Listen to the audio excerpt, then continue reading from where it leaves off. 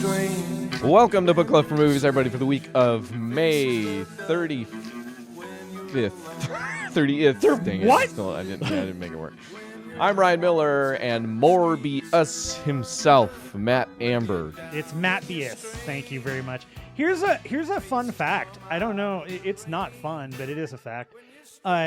Because your last name happens to be Miller, we have these Doxed. moths that we have these moths that appear in the home, and they are called Miller moths. And every time we see them, That's where I put those. yeah, we call them all Ryan. Every moth is Ryan, and so we try to save Ryan as often as possible.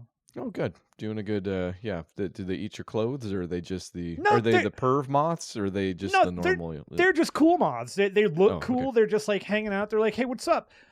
I'm like Mothra, but like, less dangerous. Mothra is friend to... how's that? Dang it. On Book Club for Movies, where we watch one movie a week, and if you've done the same, you can find us at podcast at bookclubformovies.com or Facebook and Twitter. You can chime in, and we will chime out. Yep. Or Patreon, where you can dime in. Oh. That sounds like drugs. It- And we will dime you out to the feds. we're dining? I don't. What is happening? uh, This is one hell of a Memorial Day. I'll tell you that. No, I much. try to keep it fresh so it's not just the same invite every single week. Go to Patreon. We need money or we'll die. It's true. Matt, Yeah.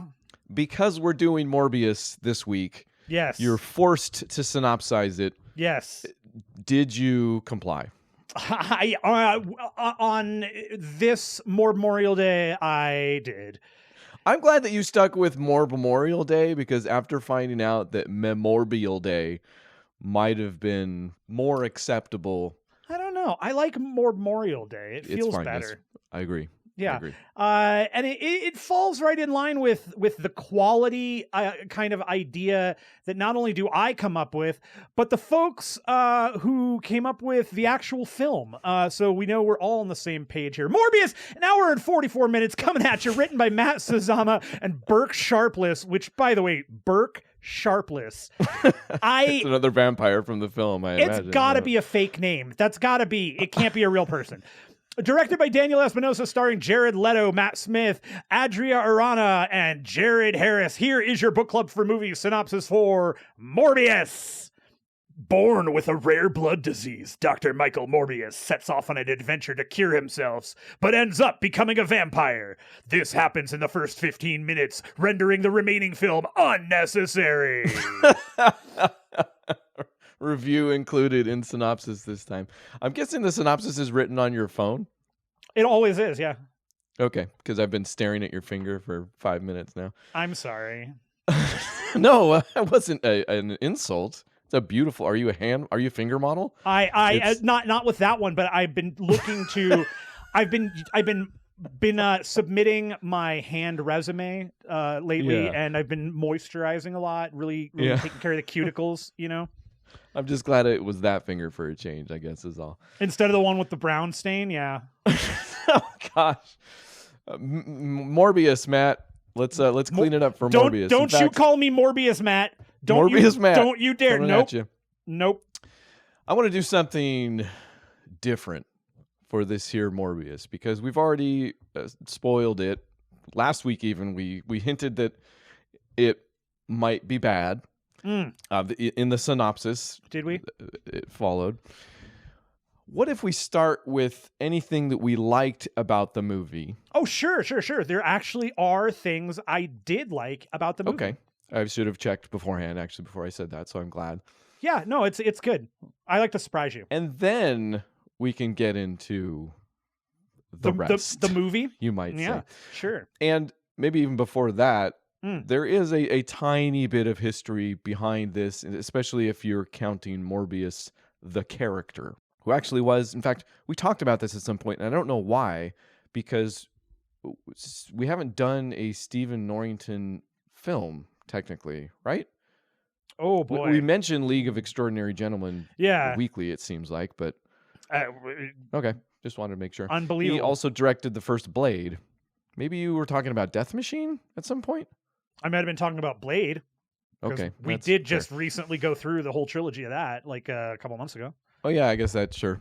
So he was actually set to appear, the director, Stephen Norrington, as Morbius in Blade 1, and that got cut. And when he didn't return to do the sequel, the whole idea got cut. So if you're counting the character, that's fun. Which I try not to. If you're counting this most recent Morbii universal upheaval, maybe. So when Sony and Marvel hashed out whatever agreement they had that brought Spider-Man into the MCU, I feel like we've been seeing whatever that full contract was, because nobody knows, right? As time has gone on, and it included, it seems like, especially from the very beginning, when they knew they were going to get Spider-Man or they were going to lend Spider-Man back to Marvel in some fashion, they knew they were going to be able to do an SSU, Matt. Have you heard of the SSU before? I have not heard of the SSU. Please tell me. I've read about it many times in name now. Is it possibly the Sony Spider-Man universe? Very good. Oh, boy. Very, very good. I'm sad that I figured it out. So they knew they were going to create that. They knew that Venom was going to be part of it, which I guess I never considered. That was kind of a good get, if you think about it. Like in that contract, the fact that I guess now we don't know if, okay, we're going to ruin some stingers and some maybe rumors. I don't know. But there was it was the end of No Way Home, where they had a stinger that was Tom Hardy's Venom sitting at a bar, but he disappears as everybody else is going back to their respective universes. And what's left behind is a little tiny black symbiote crawling on the table. So it seems like at some point we might get the MCU's version of Venom in some future Tom Holland thing. But that's I am curious about that for sure. I mean, we know, like, this has been set up for so long now since ever since Sony had the rights to Spider-Man from Marvel, they basically owned every character that was a major part of the Spider-Man universe. So, well, back when that was the only game in town too, and Sam Raimi was doing it, so thank goodness. Anyways, they were like, "Yeah, Venom, Green Goblin, whatever, here you go." Right. Well, and I mean, Marvel was selling everything off, and this goes back to, we talked about this a long time ago, but Sony actually had the opportunity to buy the whole catalog, and they said, "No, we just want Spider-Man." I mean, interesting. So they I mean, Sony really, we were saved. Actually, based on... I was going to say they didn't miss out, because we just wouldn't have got what we got, Right. Yeah, but arguably would have got what we're getting with the upcoming slate that they've got. They've got Kraven the Hunter is currently filming. Madam Web is supposed to be starting up pretty soon, and I think there's one other one that they're working on, which I mean, very clearly, and as we talk about the stingers, which are, I have absolute things to say about how those were filmed. We could do an entire, those will come after the things we liked about the movie. Let's say. But based on all that stuff and kind of just the general idea of the multiverse happening, it's pretty obvious that yes, the SSU is a thing, and they're trying to do a Sinister Six. See, it's more of a Sinister Six universe than a Sony Spider-Man universe. Well, hey, they don't have to change the initials, I guess, at the very least. It's true. Yeah. So Venom actually seems like a big get in retrospect, even though those movies are funny, which we will talk about. I did finish Venom 2, so we'll get maybe to a little bit of that, I think, in terms of Morbius, in fact. But yes, that was, it seems their plan from the beginning was to launch this SSU, and Morbius being at least the second idea in that. So it's been around for a bit. It was a pre-COVID thing, but finished up just in time to get delayed, I think, still by COVID. And I guess at one point, the watermark they were looking for to know if they would move ahead with Morbius was how good Venom did. Right. And I guess when that did well enough, they Morbius was on the ticket. Venom 2 was on the ticket. So we'll get there. But that's all of the actual history I have for this here Morbius movie. Matt. Yeah. Correct me if I'm wrong. Okay, I will. You actually have a fair amount of history with the character Morbius. Like I feel like read some of his books or have read. I own a few. I think I have he shows up in Midnight Suns. I think I got that run here and there. Yeah. I mean, my history with him is deeper than Moon Knight for sure, but not by a whole lot. It's okay. He is most of the time when I read the Midnight Sun stuff because that was always super fun and interesting. But yeah, for me, he really is definitely a part of the Spider-Man, like the Spider-Man universe, even in the most recent run, which was a pretty cool, I think it ended, but it was like the story really, really focused on Morbius, but it was basically Morbius and Spider-Man, the whole story, the whole book. He was involved. So do you know how they got hooked up, actually? Because he's been, you're right, I feel like he appears most often with Spider-Man and has for some time now. I mean, he was just straight up a Spider-Man villain, and they fought, and then he found out that, it's the same thing that has happened with Doc Ock in the past, where, Ock is a bad guy, and forever he's a bad guy, and then every once in a while he's a good guy, and Peter wants to help him, and it was one of those things where... And then sometimes he's Spider-Man. And sometimes he's Spider-Man, yeah. Whatever. Good for Doc Ock. Great for Dr. Michael Morbius. Has he been Spider-Man at any point? Do we have a... No, sure. I don't think so. All right. Okay, so Matt, then leading into the actual film, what did you enjoy about Morbius, the movie? So number one, I will say that every scene Matt Smith is in, he steals it. He is chewing the scenery. The guy is, I have every like ounce of my being says Matt Smith read this script and went, this is going to be fun. I don't care if it's good.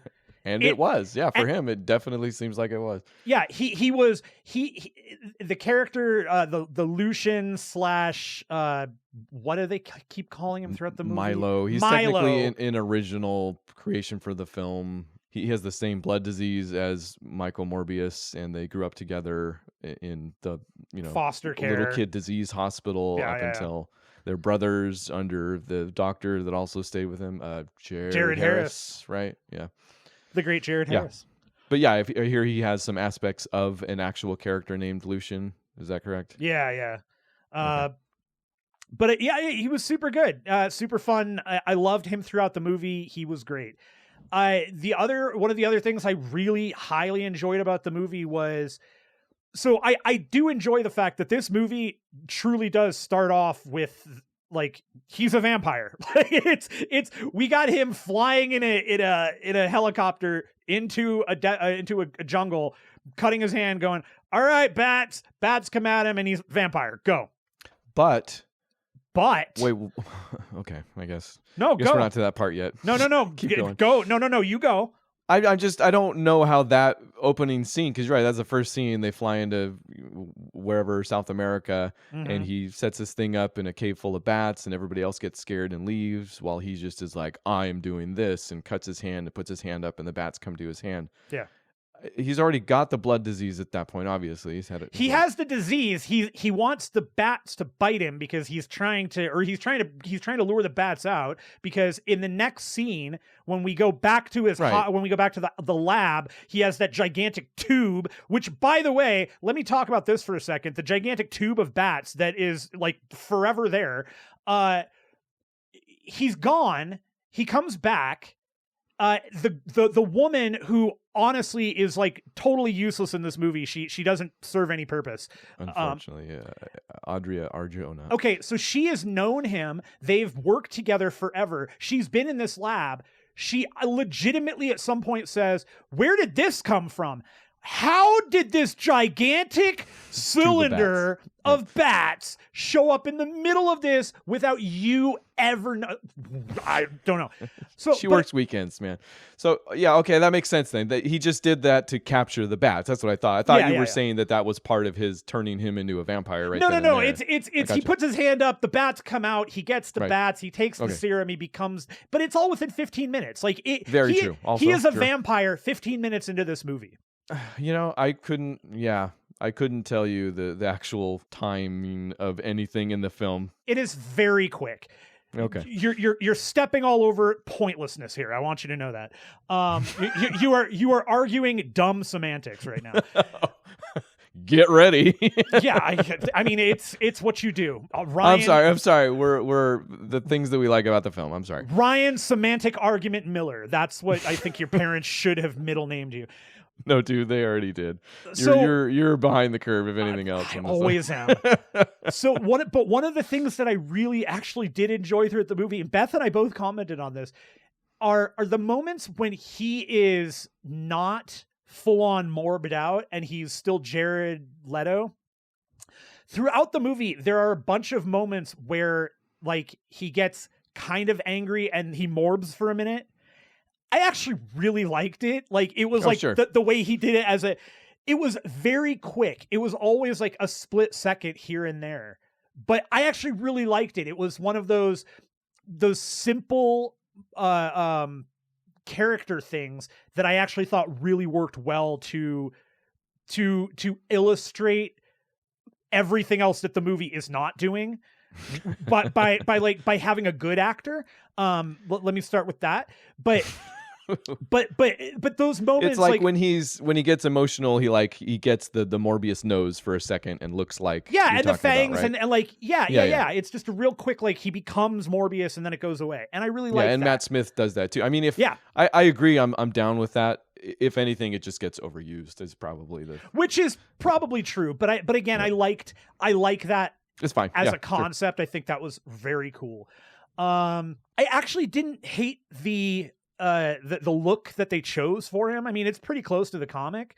The CG, no, actually, not at all. No problem with that, really. The CG is hit or miss for most of the movie. I would say I would say mostly miss, but there are a couple of good moments where it feels like and they are usually close-ups on the faces, but they're okay. It was fine in that respect. What did you think about the movement, the CGI of the movement? Kind of. I liked aspects of it. I actually liked the Nightcrawlery, like the way they did it. It felt very much like smoky trail. It felt very much like they watched X2 and went, "Oh, let's just have him do that." And X2 did it great, and this looks about the same. But I actually liked that. I thought that was fun.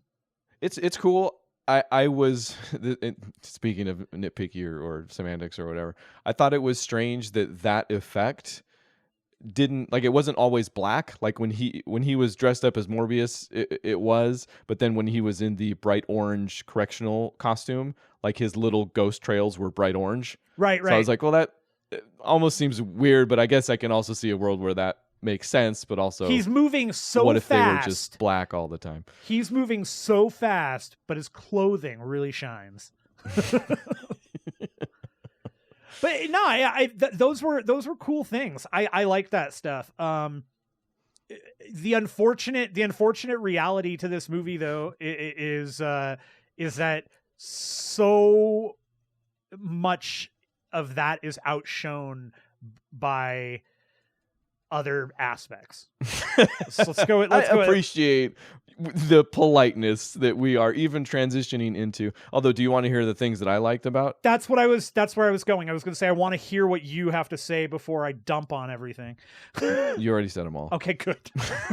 I'm not even joking. So you nailed, everything I thought was acceptable.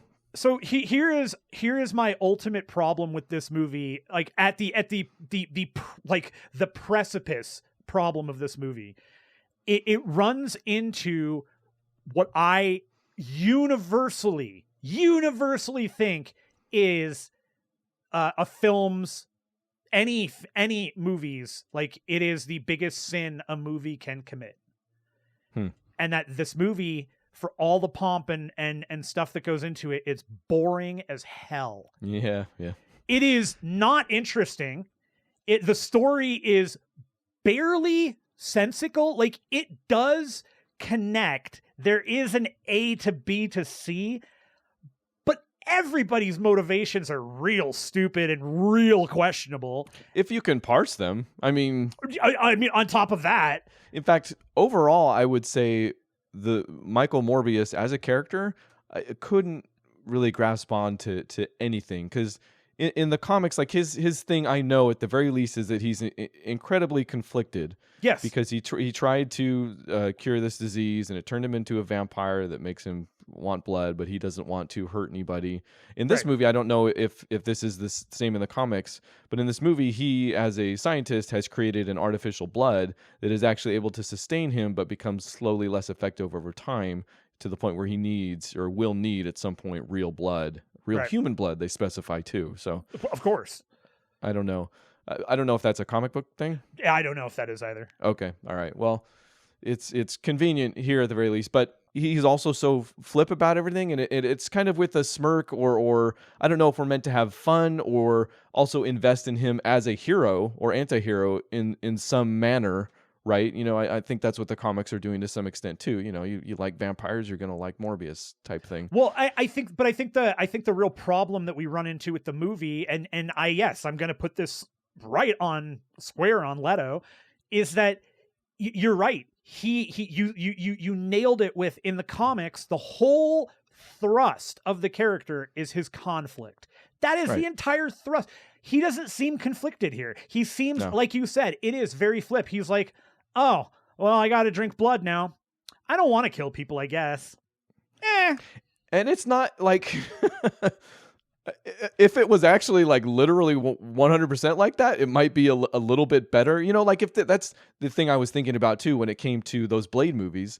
Like, Morbius showing up in those Blade movies kind of fixes some of what didn't work in this, because he, like we're trying to say, is this weird middle ground between seeming not to care but saying, you know, out loud that he does care, and is conflicted.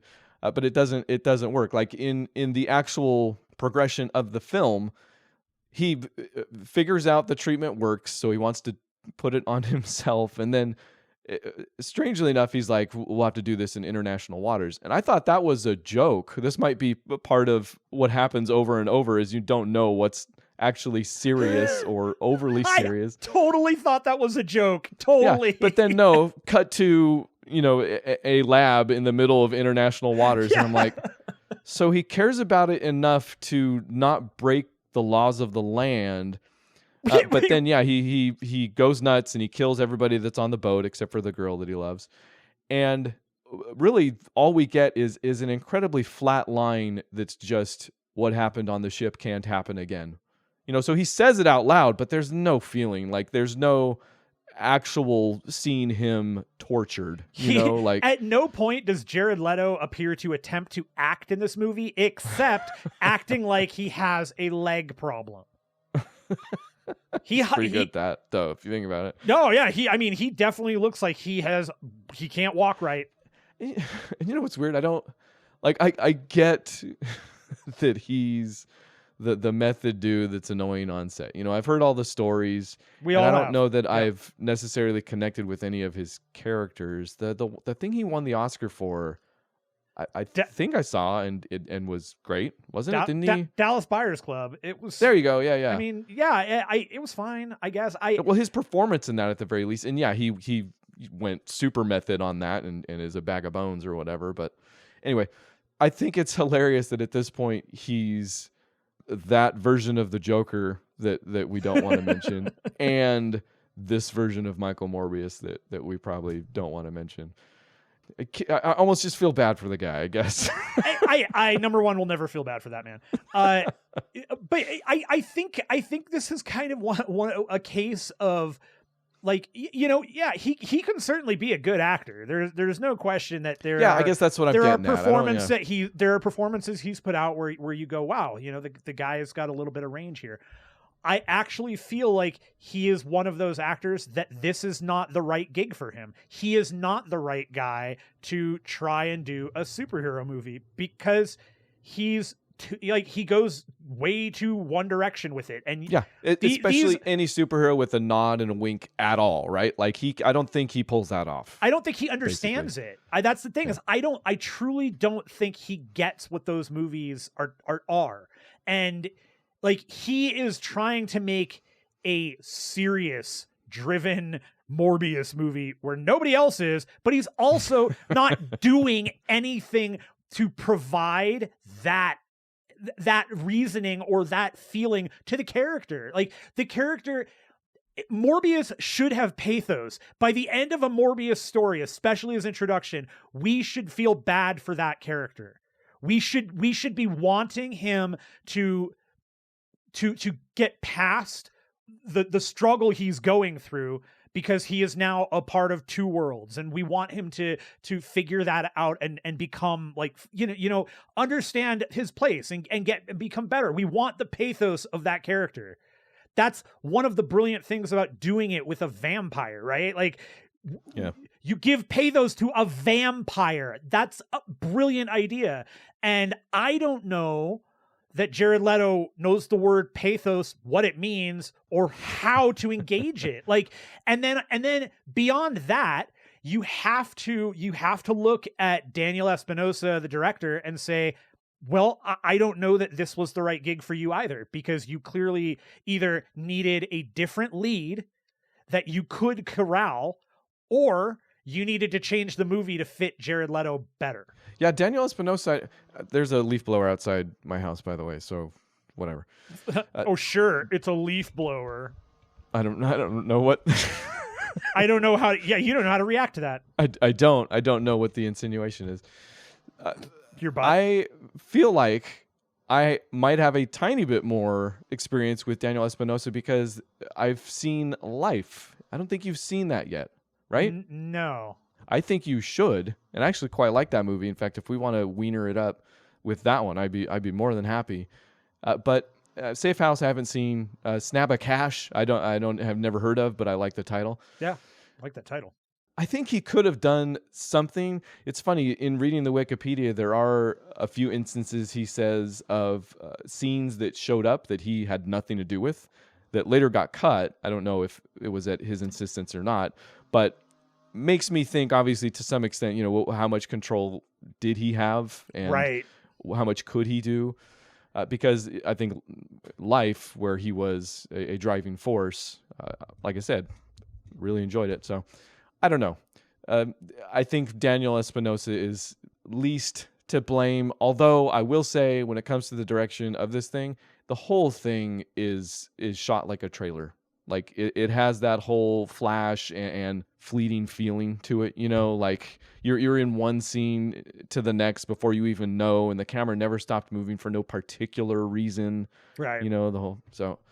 No, but going, following that train of thought, there is absolutely still something to be said about his directorial style here with Jared Leto, which is what I go back to, that I don't know that this is a combination of those two don't work together very well. I just don't think Leto is a good choice, at least in any of the roles that they've given him. He doesn't fit well into comic books. I'm not getting it from him. Like it's almost like every other person that I can think of that makes these movies seems to, they're getting something out of it. Like they're not just money or whatever, but I mean, they're getting something out of the story, out of the character. They connect to them in some way. I totally feel like this was something came up and somebody said, hey, do you want to play a vampire Marvel character? And he said, yeah, that sounds good. Read the script and went, let's go with that. It like there is, and this is maybe this is my problem with the Sony movies in general, is I want I guess I want a little more reverence for the material out of them. And it feels like the Venom, like the first Venom feels like they're trying. I still haven't seen Let There Be Carnage, but it doesn't quite hit for me in the way that I'd like it to, because again, I want to see a Venom movie that's rated R. I want to see violent Venom doing violent things. I don't want to see goofy Venom being goofy. It's not really my thing. Okay, so I had a maybe revelation in watching Venom 2 last night. And I say maybe because I looked it up to verify. Did you ever read the Lethal Protector books? Yeah. Okay, so I have the first one. Didn't get any of the others because the first one was shiny red, and that was the point where, I just bought anything shiny. Sure. But also, it was that time where, the 90s comics, you never knew what you were going to get, especially going back to read them. I never know what I'm going to get. Is that book wacky? To my memory, it's not wacky, but it's certainly not played straight. Like he's the thing with Venom, he's always had a sense of humor. Like that's Sure. that's never really been in question. I just don't like that the movies are okay, let me backtrack a minute. Okay. I would potentially be a bigger fan of the Venom movie that we have. Leave it all together, just make it R-rated and give him the ability to actually be violent in the moments where he's being violent. That's what I want to see. I hate any movie that has a human being get their head cut off, bit off, and there's no blood to it. There's no gore. It's just gone, and the body get falls. ready for Venom 2. Yeah, Let There Be Carnage is kind of a masterpiece in its PG-13 rating, honestly. Yeah, it's just cowardice. Yeah. That's what I say. If you go beneath the surface, it's fairly terrifying because Cletus Cassidy, the serial killer already, turned Carnage, like turned worse Venom is pretty terrifying, and they get pretty darn close. And like I said, under the surface, you can read into some things, but yeah, it's kind of a miracle in its PG-13 rating. But I guess that was my question, is because I'm like, okay, Venom 2 is just continues to be bonkers. Just everything from dialogue to action, it's just completely weird, like in a different type of way that you can't grasp on to anything in Morbius. Like Venom just doesn't care. It just keeps going to the point where I laugh out loud really sometimes, and I think intentionally. Like I think they make me laugh, and they were trying to, totally, which is something. But also the rest of it is just like, oh man, especially towards the end, it's just insane. Like nobody's doing anything that why, and it doesn't matter because they're going to change in a second. Anyways, it's so crazy, but it's not boring, man. I'll tell you what. which again, like but Beth and I both had the same reaction. We're like, that movie was just like throughout it. We're like, is anything going to happen here that matters, like, or is interesting, or you can't see coming from a mile away, right? And I it just no, it doesn't. No, this is like I'm gonna be very, very frank here. This is as bad. Maybe I'm gonna invoke it. Maybe worse than Suicide Squad. Okay, no, it's no. Not in my estimation. I'm gonna go ahead and disagree with you, mostly because at least Suicide Squad does make sense A to B without question. It's stupid, it's dumb, it's poorly edited, but it's not boring. It's a moot point because I would have to rewatch it to agree or disagree. And we're gonna do it for this year's Octoberween. My knee jerk is to say no, of course not, Matt. You're crazy. But it's okay. Here's a few examples, like straight up specific examples from Morbius the movie. In fact, within the first 5 minutes, maybe. Get me morbed. Let's morb up. That you're just already kind of what? I'm already out. Yeah, at the very beginning, when we see Morbius with Milo as kids, Milo's little machine breaks. So I Morbius... forgot all about that. Both of us were like, right? what? This is insane. Milo's machine breaks. Morbius is like, no, no, no. Even though he's been pretty openly hostile to Milo, I think so far, but whatever. He busts open the machine and replaces a fuse. Number one sees that a fuse is burnt, which I guess not that hard. That's fine. And replaces it with a spring. And that saves the kid's life. And fine, but when Jared Harris's character figures out what happened, he is like, you are gifted. Right, like, yeah, exactly. Yeah, and you've got to be sent to a school to learn more about like this. you literally says you have a gift, and the first thing I go to just like immediately is Mystery Men, with William H. Macy. I'm like, well, yeah, he can shovel and he does it well. He's got a gift. I'm like, oh yeah, I guess he does have a gift. And then I'm like reasoning, and I'm like, okay, maybe he has a gift because like it was kind of crazy that he was able to tell that quickly that anything was wrong at all. But it didn't. I couldn't do it. I couldn't figure it out. But yes, there's no because reason. Of that, he is just gifted and is sent to a special school where he then graduates with the highest of honors for his scientific discovery in the field of blood disorders. I think that's where he creates the artificial blood, right? Yeah. And so it goes on to continue to work with Jared Hess's character, I believe, in some way. But Jared Hess directed Napoleon Dynamite. Jared Harris. Different guys. Jared Harris. Same level of talent. My apologies to the Harris family.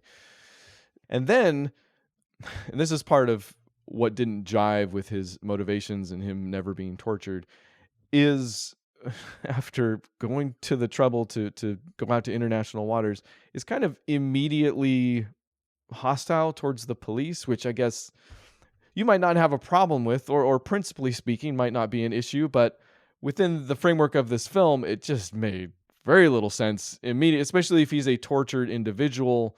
I don't know. That was part of it. The fact that he's supposed to be tortured, but immediately, like after the boat incident, he doesn't go to the cops. He doesn't try to atone in any way. He runs away and hides in his office. Like, great. And not only that, but he like the next scene, he's like handball, like tossing a handball against the wall. I'm like, wow, dude is like over this and a half already. Like he does not care. He's a scientist. Death is part of life. He's a scientist. You're right. Dr. Michael Morbius. But yeah, the cops show up and he's immediately hostile to them. But also the cop dynamic, it's Tyrese pointless. Isn't it bizarre? It's so pointless. Like Tyrese shows up and is like, oh man, something happened. Move on. But Tyrese is, I get the feeling, supposed to be the gifted policeman, like the guy that just walks into a room and can tell, right? Sure. Oh, yeah, absolutely. But he's always tailed by Al Madrigal, Agent Rodriguez, who does all of the talking. Yep. So Tyrese just walks in and is like, I'm super cop. And then Al Madrigal actually does all of the work. I just don't even know why he's there at all. No, they wasted budget there. I mean, that's just extra money for no reason. Well, okay. I mean, yes, I understand. The whole movie was a waste of budget. I see where you're going with it, but, Yeah. I don't know. Okay, maybe you can help me with these other ones? I will definitely give you answers that are viable and correct. The line, you don't want to see me when I'm hungry? Sure, like whatever. That's very, very, very much the hey, we also watched The Incredible Hulk when we were kids. Yes, we did. It's not half as confusing as, please tell me you have an answer for this. He's like beating up a dude or something, and he says, we rewound it, listened to it numerous times. He does say, I am Venom, does he not? Yeah. No, the guy is freaked out, and he goes, who are you? And he goes, I'm Venom. And then he goes, just kidding, I'm Dr. Michael Morbius. Dr. Michael Morbius! Oh, I guess I missed the just kidding part. Wow, that doesn't explain it anymore. So that may, funny enough. Gosh, is that like... That was they're actually... trying to tie the universes together, aren't they? That was straight up in the trailer, and I think they cut the just kidding, I'm Dr. Michael Morbius out of the movie. Oh my gosh, man. Venom's, like, I just watched Venom 2, and I know the timeline got all screwed up. That was part of the scenes that showed up and got taken out with this. But I just watched Venom 2. Venom is not out. Like, people don't know who Venom is. Like, it's not a name it's not a joke that Michael Morbius doesn't even know. No, he does. That doesn't make sense, Matt. It makes sense. Speaking of not making sense, can we now talk? Do you have more, or can we talk about? No, go for it. Although I found it funny that there was a few lines that came off as Michael. Totally. Michael. Yeah. Obviously a reference to the Lost Boys, but was it? I don't know. It's impossible. That seems almost too sharp. Can we talk about the stingers now? The relationship between the So, all right. Now Espinosa did come out pretty cleanly with this and said that No Way Home, whatever the multiverse Spider-Man movie was, No Way Home. No Way right? Home. I think, right? Yeah. I can't remember the titles. Far From Home, Away, I'm At Home, and then We've Gone. Don't say the others, then I won't know. Yeah. So No Way Home coming out did some things, and that ended up, I guess, kind of monkeying with the end bit a little, because they didn't know exactly how it was supposed to fit in, so they had to wait. And then the movie something happened with No Way Home, and maybe it got retooled. In any case, the end of this movie, the stinger for this is an empty jail cell. We get the flash of red, and there's Adrian Toomes, Michael Keaton. Like, what the hell? I hope the food's better here. Immediately, that's literally his line. Immediately, we're given like a newsreel where he's being walked out of jail, and he's listed as Adrian Toomes, prisoner comes from nowhere, is going to be released because why not? Why would he be in jail? We don't know who he is. Oh, dude, the news is so like obviously convenient within the terms of the film, but if we're in universe here, it's just also as bonkers. Like, they're reporting on the career status of Eddie Brock. For some reason, like at the beginning, right? They're like, Eddie Brock's back on top. I'm like, why is this news? Well, who cares? Who cares about a photographer for a paper? I'm sorry. Nobody except their husband or wife or partner or maybe a friend and daughter. Of course, they would report on Adrian Toomes as well. You know, right. Well, I mean, in this case, it makes sense because he did blip into their world. Anyways, sure. Toomes shows up. He gets out, and then we're treated to Dr. Michael Morbius driving down a road in the middle of nowhere, somewhere. This is the second, like, actual post-credits stinger. So, and we don't know why he's driving, but he is, and he's for some reason now waiting in a field. We are gifted the full Vulture outfit from the first Spider-Man movie, Homecoming. Yep. Mm-hmm. We do not see Michael Keaton's face here. I'm not even 100% sure that's his voice at that point, honestly. I guess, yeah, I don't know, but at 1,000,000%, neither of them ever saw each other face to face, whoever it was. And that was what I wanted to talk about. So he ostensibly, he says, Vulture tells him, I'm here. I think it's because of Spider-Man, which now Spider-Man lives in this universe too. Venom's there too. All right. So I think it's because of Spider-Man. Sure, why would you not think that? Of course, it's the only possible thing that has happened in your life that you could possibly have caused this.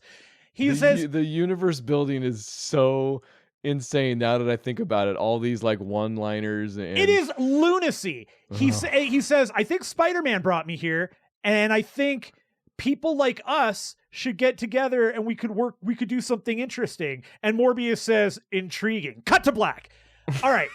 Here now, beyond the fact that everything I have just explained was filmed, and then was created in a lab, and then subsequently decided this is good enough. It is so obscenely obvious that neither of these people were in the same area. Yeah. And on top of that, I don't think they had full dialogue. Like, I think that they took they took the scene that maybe it had dialogue that Leto shot, and they were like, well, can't use that. That doesn't work. He's not going to come back and refilm this 15 minutes. Let's just chop this up into the 5 words we can get that make sense as a response. Yeah, in my notes, I have, wow, that is some Frankenstein stinger stuff right there. Yeah. Yep. Mm-hmm. It You're doesn't. right. I don't think they had any actual bespoke. I mean, they probably put together a script, but yeah, it was more of a what do we have? What can we work with? Okay. Yeah, and it's like if you can't organically make a stinger, don't do it. Also, yeah, was it worth it? Like what? Especially since it's like it's a continuation of us just seeing like Tombs showing up in that universe fine, even though when it happens, I'm like, oh, they got Michael Keaton? You know, like he's in the wrong universe now. Don't do it, Michael. Yeah. But yeah, then to have that second stinger for no other reason than they're in the same universe and they've met now, even though they haven't and it doesn't look like they are. Yeah, it's the SSU is just crazy. I'm going to, you know what? It's deserved. It's really weird, made up title acronym. It's just nuts. I can't believe what we're seeing in Michael Morbius the movie. You know, you've just kind of made something click in my head, and it's actually a combination of what you just said and a post that was made by Richard Newby on Twitter. Okay. And so he said on Twitter that he read comics all like growing up, but he never had comic friends because they were so gatekeepy and they were so non-imaginative. Like it had to be the way it was. There couldn't be anything different in the books, right? Yeah, we're dealing with the older versions of those kids. Nowadays, right? That's what I was about to say. Is I feel like that is Sony, whereas the MCU are the kids who were like, we didn't really have the comic book friends, but we all loved comic books, and now we met each other later in life. Whereas the Sony movies are like, oh, this is all of our friends from comics. We know what's best. Yeah, I don't know that. I don't necessarily get the feeling. It just seems more like a money-making machine. Like it just seems like all these are. Yeah. That's the thing is I hate to be cynical about this because that's all the MCU is either.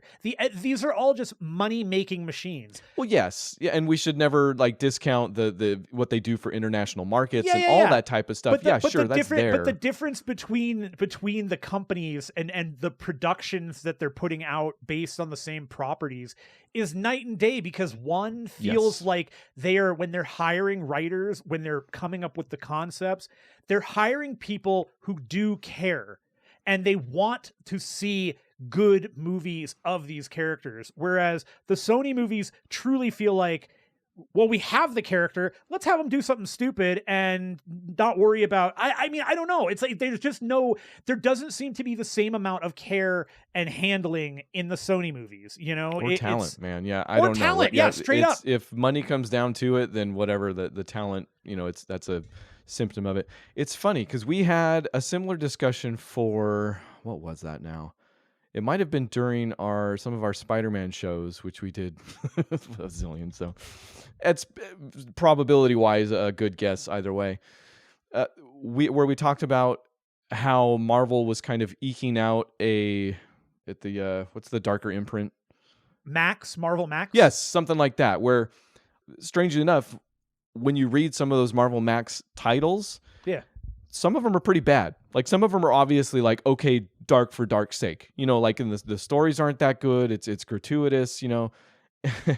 Not that I would say, okay, well, yeah, certainly some of these Sony movies are gratuitous in a different way maybe than Marvel Max was, but when we're getting closer to Morbius and Venom, it's like we're getting those B-tier Max titles, you know? Absolutely. But again, I go back to, and I'm pretty sure I brought this up last time too, that I would be fully on board with them doing that. Like, I want that, but I also want them to take it to the limit of what the Max titles were. Give me that Dolph Lundgren Punisher from the 80s, man. That's a brutal movie. That movie is like, it's basically just a squib-filled film. Yes, but also I feel like Punisher of all has maybe absolutely got their Max. But my point is, like, it's give me that. Give me the, like, I dread like Deadpool coming into the MCU. Because all the things that do make Deadpool so interesting what are they going to do with it? Like my understanding from Multiverse of Madness is they've said, okay, well, Raimi does horror. Here's some horror. Yes. All right. I mean, so with caveats, I don't know. Are we going to do a show proper on Multiverse when you see it? If I ever see it, yeah. Okay, maybe we'll see. Anyways, we can get into that then. I guess. But again, it goes back to like, you know, so many of those characters don't need that. They don't need the blood. They don't need the gore. They don't need the violence. They don't need any of that. They can definitely do the kind of the sanitized stuff. But Morbius should not. Venom should not. Those movies should have blood in them. They should be kind of violent. They can still be funny and silly and all that stuff, but they should be different. And that's, I think, the problem is that Sony seems to be trying to make the MCU, but they're not doing anything to differentiate themselves, and instead are just making a worse version of it. Yeah, they're certainly not consciously trying to make their Max version, where they even might have the license to do so. I don't know. I guess that's up for debate as well. I would be very curious about that, actually. Is there something in these contracts where they're like, where Marvel says no? Because... Yeah, I don't know, but also, would they be that invested? Because to some extent, they limit their audience, right? Absolutely. To me, it seems like they are edging towards more, you know, not family friendly, but certainly more palatable fare, definitely, for the masses, or however that goes. So no, it becomes it's definitely take a risk or take the almost guaranteed box office win, like Venom and Venom 2. Right. So they'll never take the risk because these are properties they don't want to risk with. You know, at best, the only we could possibly get, you know, something out of Marvel that's like one of those stupidly obscure characters, like that nobody knows, that they barely recognize as a Marvel character, that would never be anything to anybody. Sure, take that character and you can have him go blow everybody up. That's fine. We don't care. Bleed blood everywhere, because it's not. But that's something that happens because of a person, not because of a studio. You know, like Sony's never going to go to Marvel and be like, give us these B tiers, we can really do something. Right. That's a person that shows up and is like, hey, I want to do something with this character I've always loved. Yeah. So no, agreed. Yeah, and it's just, again, it's kind of a bummer that these movies, some of these movies are just. They feel less like movies that are being made for the love of film and for the love of the characters, and more, we're making it because it's got a comic book to it and it makes money. And it is cynical. It is also the nature of the beast. That's what they do. Yeah. But Marvel's found like Marvel proper, whatever, not SSU, has found a path through the exact same thing. They're not immune, but obviously they've got some special sauce and they've got some talent. You know, they've got Kevin Feige. Who knows what happens when he's gone, right? Like, well, I'm still going back to what's going to happen with this upcoming phase. Like where is it going to go? What are we doing? We've got Multiverse of Madness stuff. So is Scarlet Witch and Kang, is that going to be the big fight at the end? Are those two going to go bananas at each other? Like, what are we going to get? I don't know. Yeah. Yep. A much harder proposition too. So, and it is, and that's, I think, maybe the most interesting part of the MCU upcoming for me, is that because they're not using a blatant story like the Infinity War, right? Which had, they figured that out a couple movies in, but once they had a handle on that, really easy for them to kind of figure out how to tie it in. What are they doing here? I mean, I believe Feige's got a plan, but yeah, like you said, what happens if he just goes, I'm done? You know? I mean, I don't see that happening mid phase 4 or whatever we're in, but yeah, that's just all fun questions, all brought about by the movie Morbius in theaters. No, actually, you can stream it. Whatever, it's your life. You can do what you want. Yeah. On this Memorial Day, we wish you the best of luck in anything you choose to do regarding Morbius. 2 stars out of 18. So there you have it, Matt. Yeah. I don't know why I asked. I don't know what we're doing next week. Have you finished Severance yet? Are we full speed ahead on that show? Oh. No, we're not. Okay. We still have to finish it. Beth has been pushing that off. There was a movie. Oh, don't just throw her under the bus. That's why? I'm joking. That's fine. You can do it. I think Candy does it all the time. She's horrible. no, it's Kidding. kidding. We're both kidding. We need to do a live show next week. That is true. We've skipped ahead on that, and it's getting real bad on the TV front as far as my notes go. So we should do that. Yeah, let's do that next week for sure. But movie wise, show wise, regular show. I actually have an idea. I think I've just the case. You know, after a movie like Morbius, we need a palate cleanser. You know, we need something that we're going to sit down and go, okay, this is going to make me feel better. And I think that maybe one of the very few directors on the planet that can do that consistently is Michael Bay. So I think we're gonna watch Ambulance with Jake Gyllenhaal. Piece of garbage. Yeah. I bait and switched you. I bay and switched you. It was a bay and switch. I love it. Happy Memorial Day, baby. Okay, well, yeah, sure. In the sake of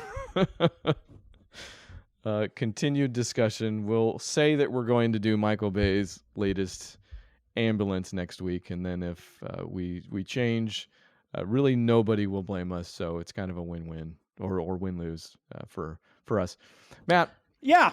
Before we win-lose, do you have any other movies you wanted to talk about? I know we're already over an hour, but we went, I think, 50 minutes last week. So technically you have 10 borrowed minutes or minutes in the bank that you can use to talk about any other movie here for the rest of the show. Yeah, I actually do have one I can talk to you about that I was quite surprised by. Hey. There is this movie called Den of Thieves. Oh yes, you did message me about this shortly. Yeah, it's a good one. I really enjoyed it. It's got Gerard Butler in it and Gerard Butts.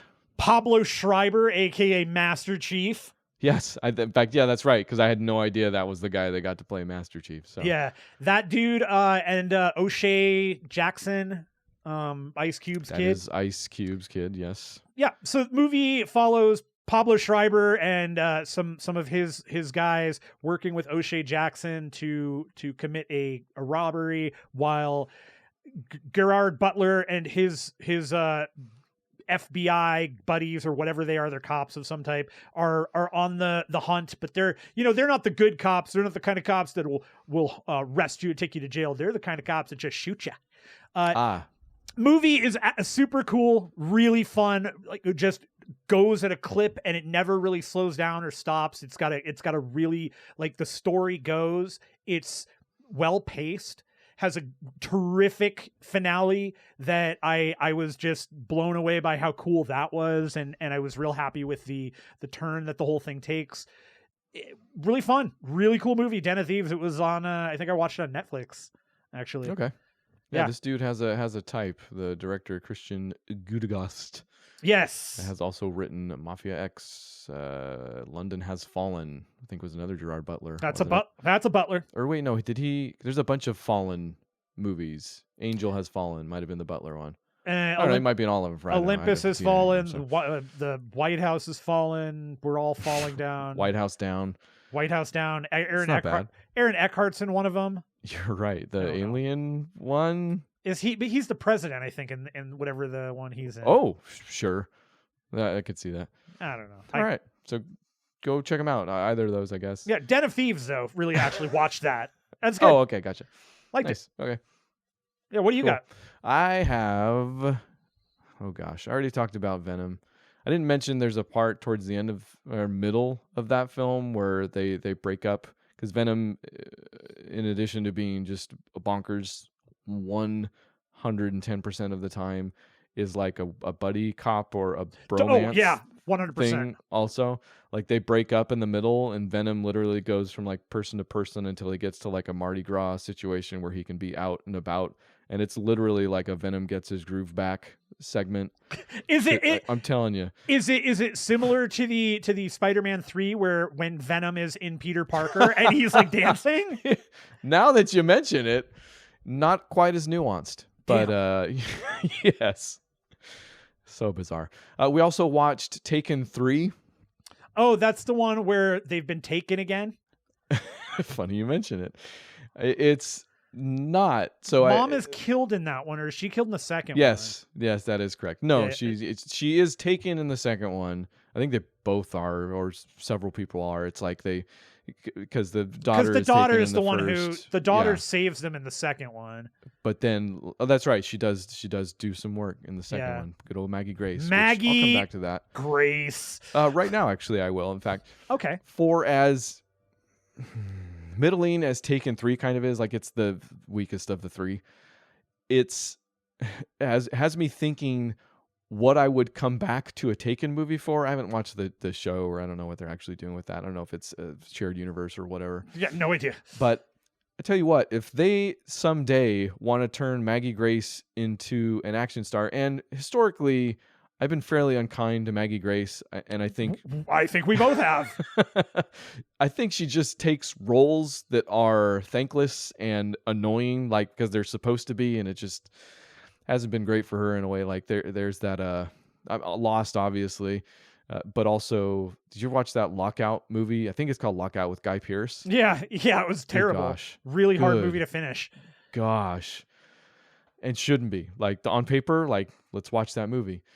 Yeah, but tell you what, if they want to turn Maggie Grace into an action star, like bring her back and basically just do what Taken did for Neeson, do it to Maggie Grace, I would show up for that. I think actually. I could dig it. Yeah. Strangely enough. But yeah, other than that, Taken 3, not very good. Most of my notes took the form of flub, nobody gets taken. Flub, when Famke really does get taken, Liam Neeson literally says, your mother's been snatched. I'm like, snatched? Yeah. Your mother's been snatched. It's a snatch game. Ridiculous. Why? So nobody gets taken in that movie. They get snatched, and it's not. Doesn't work out. The movie that you should see, everybody should see, it's so stinking good, and I kind of had halfway wrong, is Turning Red. The Disney movie? Yes. Mm-hmm. Yeah, it's on that list of animated movies that I really want to watch. And I know, right? Yeah. Beth really wants to watch all of those movies too, and I still haven't seen Encanto, and yeah, the list goes on and on and on. Turning Red is so stinking good, and when I say I had it wrong, I kind of knew, like somewhere through the grapevine I heard that it was like, oh, it's kind of a metaphor for getting your period and growing up and being a 13-year-old girl and all this stuff. I have a 13-year-old girl. And you identified? I identified with this movie, yes, actually. Not necessarily in that way. Oh. But in some very, like, number one, just living with a 13-year-old, watching the beginning of this movie, I'm like, was this written by a 13-year-old? And not in, like, the Michael Bay Transformers movie type of way, but, like, in the way that it just seems so darn genuine. Right. And like true to life. Like that character Mei is so darn good and such a perfect 13-year-old. But then it starts going into her psychology and her relationship with her mom, which now watching this and Crazy Rich Asians, like I'm not like I'm worried about what Asian mothers might be doing throughout the world. Dude, it seems like a common theme, but if it's not, I'm sorry and I apologize. Either way, the mother in this is very controlling, because she herself was also controlled by her mother. So when Mei starts turning into a panda, they make the joke themselves. Like the parents run around, they're like, "Oh, it's too soon. I can't believe it's happening now." And they bring out the pads and stuff like that. Like they make the period joke themselves. Sure. Which, by the way, we have a positive attitude towards. So don't get any ideas. But well done, sir. I always make sure. Have you watched the new season of Kids in the Hall? Yes, I have. Good? I cannot believe that they are still able to do everything that they are able to do. It's so funny. Okay. It is so friggin' funny. I'm so happy when I see any of them by themselves in their solo, quote unquote solo projects here and there, that I can't imagine. Anyway. No, they're nailing this season. They are nailing it. Like it feels they're older, but the humor is it's there. It's totally great. I just watched the comedy Bang Bang with Dave Foley, where he like is a bomber that somehow makes money off of it. Anyway, Uh, it's not just a metaphor for a girl that gets her period. Like, it is about growing up. It's about dealing with those demons kind of created by your parents in a way. It's about dealing with parents that make mistakes.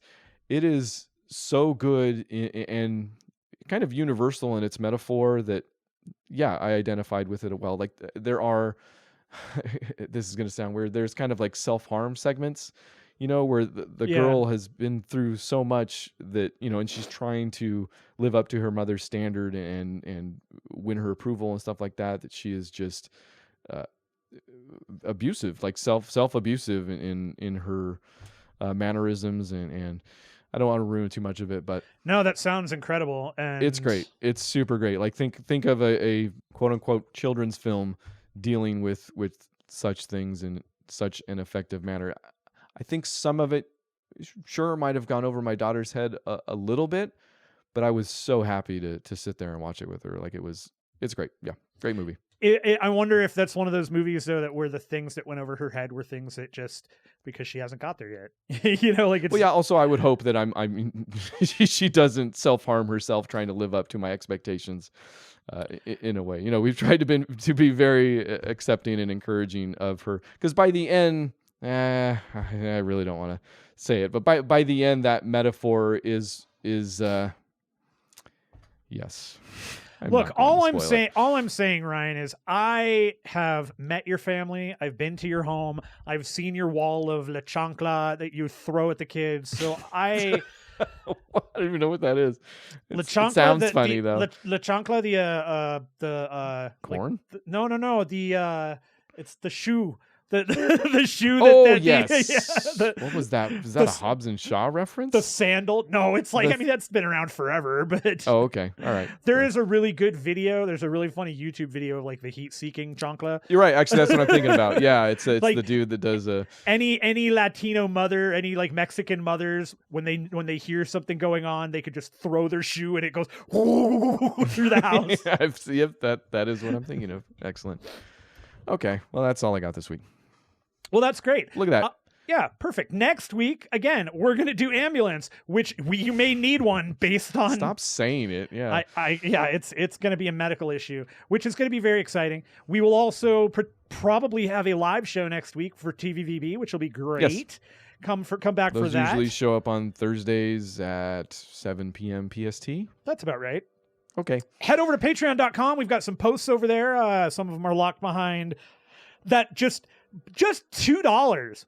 I want my $2. We didn't ask for a dime. Why haven't I used that movie quote more than once? Just simple $2. Get a great piece on Evil Dead. Get some good posts about some of the stuff Ryan's been going through with editing and all that. Some behind the scenes bits and Pete and Bob's, and of course. Did you catch the image I used for that? I did. Just a breakdown of a baseball. Yeah. Okay. Good. Check that out. And then we've got all sorts of other shows that are exclusive to Patreon. So come and hit those up. Listen to some pull list stuff. I need to revisit with Matt here, but there will be a pull list. There will be a pull list. Whatever. There will continue to be new episodes of Comic Book Show coming up. Yeah, we'll have Moon Knight is going to be next. Yeah, you know what? Hey, I will open it up because I don't want to put you on the spot. You are not required to do anything, but if this sounds like something that our viewers would be interested in, not just the leaf blower who's come back. Why would a leaf blower come back to the same spot? Because he blew them all into that spot. That's a bad leaf blower, I think, in my opinion. Yeah, I don't think he's doing it right. So we within a flurry of text, so I don't even know if this stuck, I pitched the idea of doing multiple shows on Moon Knight because I'm reading so much. Because usually how it goes is we'll do the Moon Knight show on the TV show, and then we'll do the pull list afterwards, I think is how it's gone most of the time. Typically, yeah. Yeah. But I don't like to watch, or I try not to watch the show until I'm done with the reading. That's part of the fun. But I'm reading so stinking much, and it's taking so stinking long. I mean, Moon Knight's like already come and gone, right? People aren't even talking anymore. Who cares? The Moon Knight, he's gone to bed. So if you wanted to, if our viewers are into it, let us know based on this tiny blurb that we're going to say right here. I said we could do multiple Moon Knight shows leading up to the show on the show. So Sure. if that sounds interesting to anybody else, let us know. I've already been doing some of the posts on our Instagram and Twitter. So if some of that seems interesting, you want to hear us talk about it for a while, then let us know, and we'll go on for an hour and see where we end up at. I know I have an hour's worth of material already, and we'll see how that goes. If that sounds interesting, let us know. Podcast at bookclubformovies.com, or on Facebook, or on Twitter, or on that submission form. It's just getting louder. Patreon. It's like he's competing with me. This right now, it's like we're having our own version of the CBB backyard era. I can barely hear you now. Leaf blower. Bookclubformovies.com. Also Patreon. Bye! When you're strange, no one remembers your name. When you're strange.